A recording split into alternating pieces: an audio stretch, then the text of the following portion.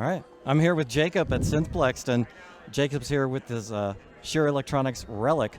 And I know we caught up with you at NAMM several years ago, and we're really glad to see you back with some updates to kind of catch us up on your project. All right. Well, first off, I just want to say, when we built this machine, our goal was to do what we like to do.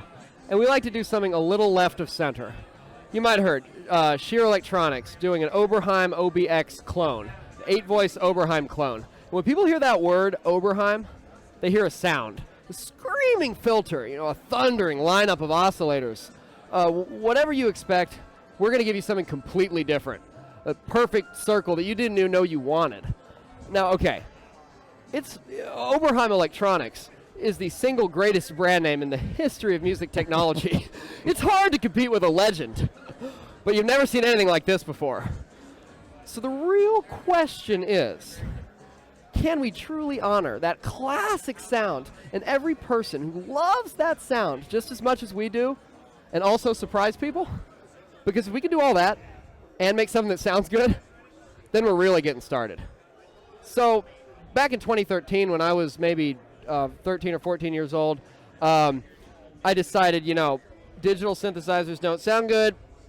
I'd love to buy an Oberheim. They're really expensive, so I'm going to build my own. And then 4 years later, NAMM 2017, we had a 6-voice Oberheim clone, and that was a great product, but we thought we could do better. There was a lot of interest, and there was a lot of feedback. So, number one thing we've done is incorporate some of the customer feedback. Just like the original, it is a bitimbral synthesizer, and I'm sorry, the Oberheim OBX was not bitimbral, but just like our product from 5 years ago, this is a bitimbral synthesizer. But we've upped the voice count to 8 voices, because when you're doing bitimbral, if you got 6 voice cores, then you can only really play 3 notes at a time. So I thought it was really important to go up to 8 voices, and that was a lot of the feedback we got as well from customers online. And the other big thing was we had this is basically the technology that we had at the time was this light bar, and that's the centerpiece of our interface.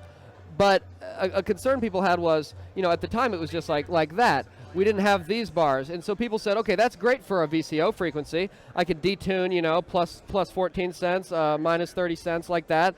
But what about envelopes? I don't want to have to touch all of the knobs individually to see my envelope times. So we basically went back to square one, and we were able to adapt this multicolor light bar technology into a much smaller form factor so that we could have the very precise main bar and also 8 mini bars. And every module has its own color. This is envelope 1, amplitude envelope, red. It's important. Envelope 2 is usually for the filter. That's pink. It's also important. And then you got envelope 3, envelope 4. So, there's 8 reasons that this is, in my opinion, a little better than the original OBX. Is 8 reasons would be 4 envelopes and 4 LFOs right there. So, maybe that's not that much, but I think 4 envelopes is more than anybody needs if you use them creatively. So, I don't know if you could pull that in really close here to take a look, because I want to talk about the mini bars for a second here. Yeah, perfect. So if we go to the filter cutoff, for example, or let me start with, like I said, VCO frequency. So this is straightforward, 10 cents, 20 cents, 30 cents. And, you can go negative as well. But what about, pulse width, 0 to 100? However, envelope times, you want it to be a little different. You don't really want a linear scale. You might want your envelope to be 1 milliseconds for the attack time, or you might want it to go, 10 milliseconds, 100 milliseconds, 200, 300, 800 milliseconds, and it goes all the way up to 20 seconds. And that's the same for the decay, for the sustain, and for the release. Another thing I want to point out while you're close in here is all the knobs are fully touch sensitive. I've seen a lot of products with cap touch encoders, but they're typically not panel mounted, and they're often pretty mechanically flimsy. Durability is really important to us. It's very structurally rigid, and that goes down to these encoders as well. We've developed a way to panel mount the encoders, and we've got 8 independent cap touch sensors with low parasitic leads to the encoders, and the system is incredibly responsive. I mean, I can just touch all of them, take my hands right off, and that really helps because At the end of the day, when you adjust, let's say you've got your filter tuned up really critically. If you adjust that cutoff, you don't want to move that. If you want to see what it's set to, I just want to touch it and then be able to see exactly what it's at. So it's like, I can tell it's at about 70%, but if I touch it right here, boom, I can immediately see 500 hertz. There's my initial cutoff frequency. 3 kilohertz. It's very precise, and there's actually 256 steps per revolution on these encoders, and the main bar shows that with no downsampling at all, and the mini bars show it at a pretty high resolution as well. So it's pretty advanced as far as the interface. At least when you compare it to a lot of analog synthesizers, I feel like on the market today, you kind of have to choose between good tone and a good interface. A lot of digital synthesizers have a great interface, but the raw, unfiltered sound of the oscillators, to me, is never as good as a true discrete VCO. So at this point, you're probably thinking, all right, let's hear it. And that's exactly what I'm thinking as well. I wish we were at a point where I could show you what it sounds like, but we're still working out all the calibration routines. So, if you want to hear our previous recreation, you can check out that video.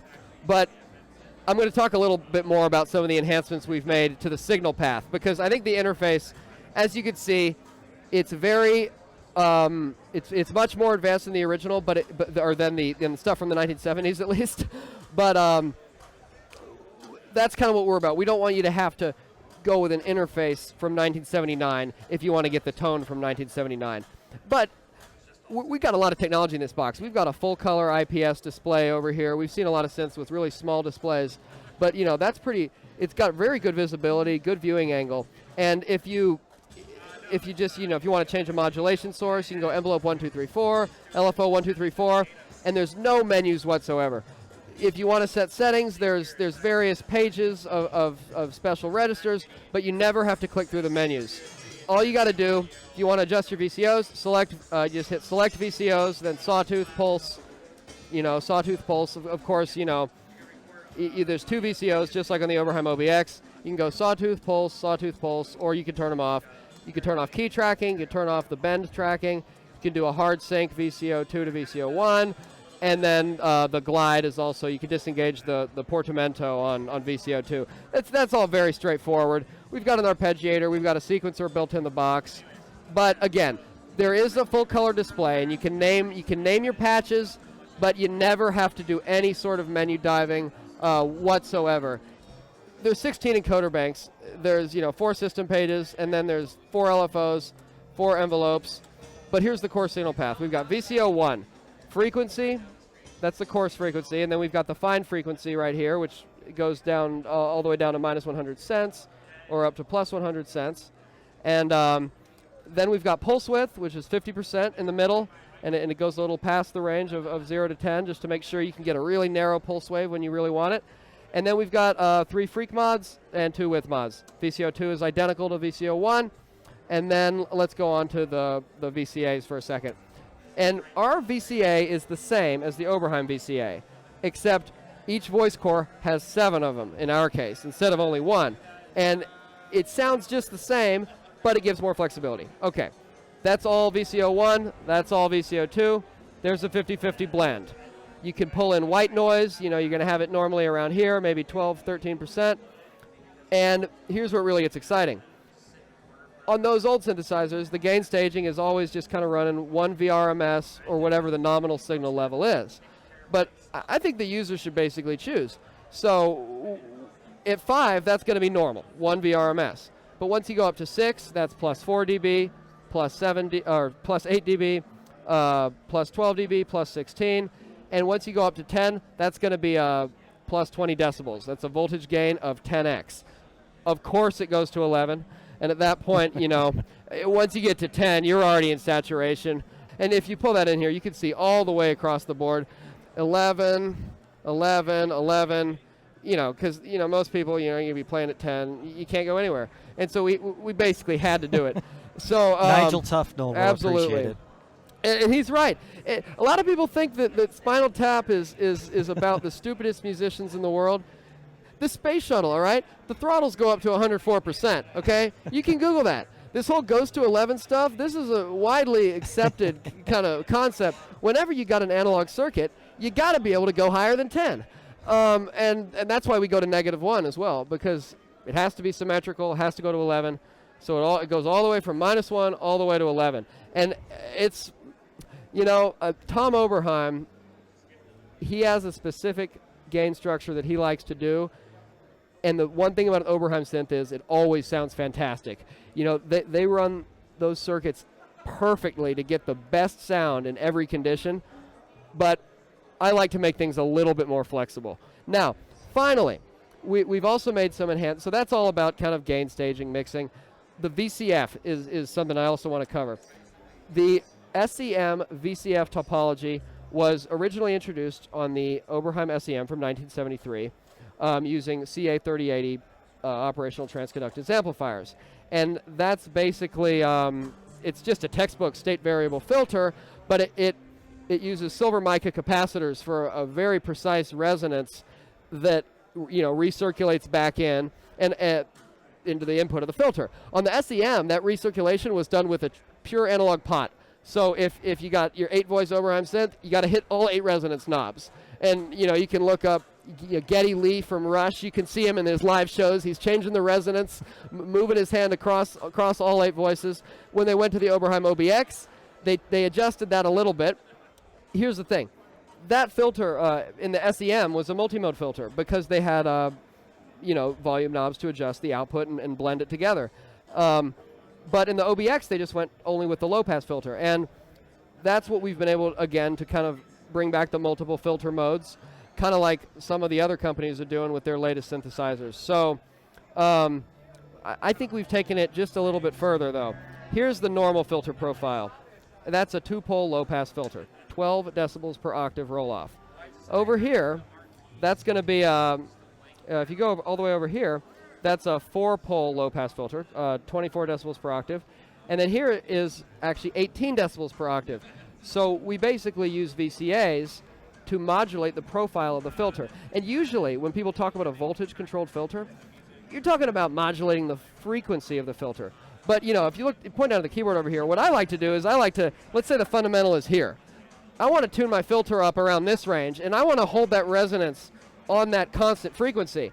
And so rather than only modulating the frequency of the filter, we also allow, this is a voltage control filter where you can modulate the profile of the filter itself. So we're talking about actually, with our filter, the profile of the filter is voltage controllable, and it can be modulated with envelopes as well. So again, I said 4-pole low pass, 3-pole low pass, and the classic 2-pole low pass. But then we go over here.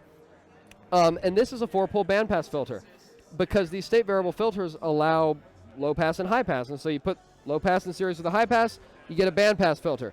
So we've got a 4-pole bandpass, and that's going to be 12 dB per octave on the high region, 12 dB per octave on the low region. Finally, we've got the X filter, which is basically a 50-50 blend of the 2-pole low pass with the 4-pole bandpass. And we do also support the, if you see here, it says VCF profile can be normal or classic. So normally it kind of goes all the way from 2-pole low pass up to the 4-pole bandpass. But on the SEM, that actually went from 2-pole low pass up to 2-pole high pass with a 2-pole notch filter in between. So we support both. You can get the classic SEM sound with the notch filter or anywhere in between, or you can go all the way to the what we call the normal mode, which is the 4-pole bandpass, which can fade back down to the 2-pole low pass, or all the way down to a 4-pole low pass. And it also gives us the flex, because we have 2 independent filter dipoles, we have the flexibility of adjusting the bandwidth. So let's say you hit the bandpass filter, I can take the profile all the way up, and then but just by adjusting this bandwidth knob, I can completely vary the characteristic of the bandpass filter itself. And you can get the same effect with the low pass, but it's much more useful with the bandpass. Now, finally, velocity response is important. Across the board, I think that the sound is going to be it's the tone plus the interaction with the instrument. And we've put a huge amount of effort into making sure this tone is at least as authentic as anything else that's out there. And we've put a lot of effort as well into making sure that the interaction with this instrument is extremely responsive. Again, at least as good as anything else that's out there. Now, if you think about it, right, everyone talks about the 59 Les Paul. It's not just that the 59 Les Paul sounds better, it also plays better. It's a more accurate, more precise, handcrafted piece of equipment. And that's kind of what we're inspired by. We basically want a digital interface that connects your brain directly to the sound. And so the idea of this machine is it's for anybody who's got a sound, this machine is for anybody who's ever had a sound in their head that they wanted to bring into the world. Now, finally, for the velocity response, each envelope has this independently. So let's say we go to envelope 2. We could pull level mod down here. So if I adjust this to be 30%, then that means if I play really softly, envelope 2 is just going to have 30% of its normal amplitude. But if I play at the maximum velocity, it's always going to have 100% of its normal amplitude. So if you don't want velocity response, then you can go straight back to the 70s and just set that to 0. But if you want it to actually respond to the velocity of your key presses, then you can adjust that to any level of intensity you want. And of course, the velocity curve is separately adjustable as well.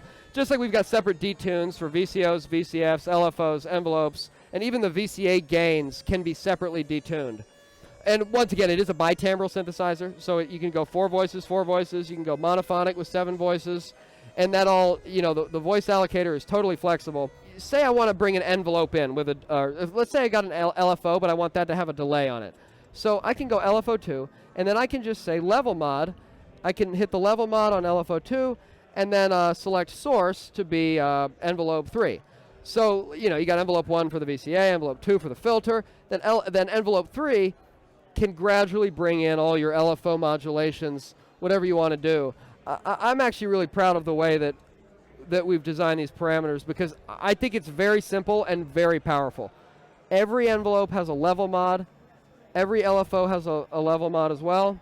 And those sources can be anything you see on the screen. It can be, envelope 3 can be the level mod for LFO 1, and then for envelope 1, you can have the level mod come from velocity, from the mod wheel, from aftertouch, or even from the key CV. It's totally flexible, and it's very fast to program. And finally, on the we not only have level mod, but we've got time mod. So let's say if you hit it harder, sometimes you want that to put your amplitude to be higher, but sometimes you want that to just make the attack time faster. So let's say your attack time is right there at 30 milliseconds, and you want to hit it a little harder and have it come down to maybe 4 milliseconds. Fine. Well, that's how far is that? 30 down to 4. It's about 2. Just put the time mod, come down to -2. And that's all it takes. You can literally click through this thing and basically set anything instantly. The buttons have a nice response to them. It's very easy to tell if you've actually hit them or not. Sometimes you've got buttons that not that easy to tell, but that's kind of all we got here. It's that's all. That's all. A heck of a lot, though. Hopefully, soon enough, we're going to get all our calibration routines worked out so that you guys can hear it.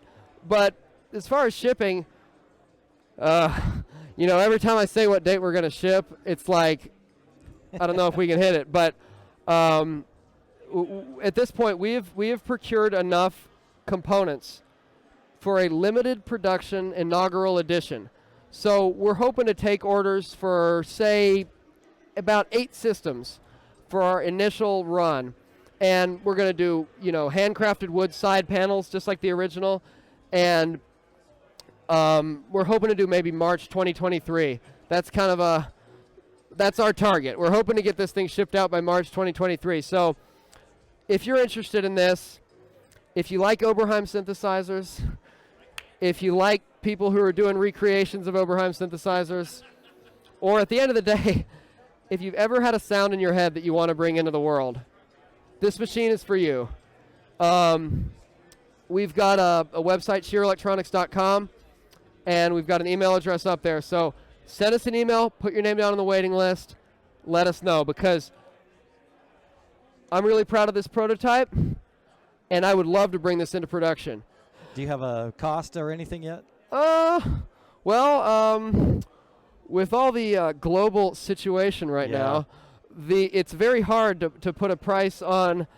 You know, we just bought this keyboard stand, and it was hard for them to put a price on this keyboard stand. So honestly, this is basically our production. You know, what you see is what you get. This is our production prototype development system concept. You know, this is the unit that we're developing on, and I'm hoping this is what it's going to look like. It's this top panel. We just anodized this, and this went into the anodizing tank at 2:48 p.m. on Tuesday. And if you're watching on the internet, it's Sunday today. So everything has been a blur for us, and it's hard to put an exact dollar figure. Yeah. But at the end of the day, 8 fully independent discrete voice cores. 1, 2, 3, 4, 5, 6, 7, 8. Each voice core has its own digital processor. Fully linear power supply.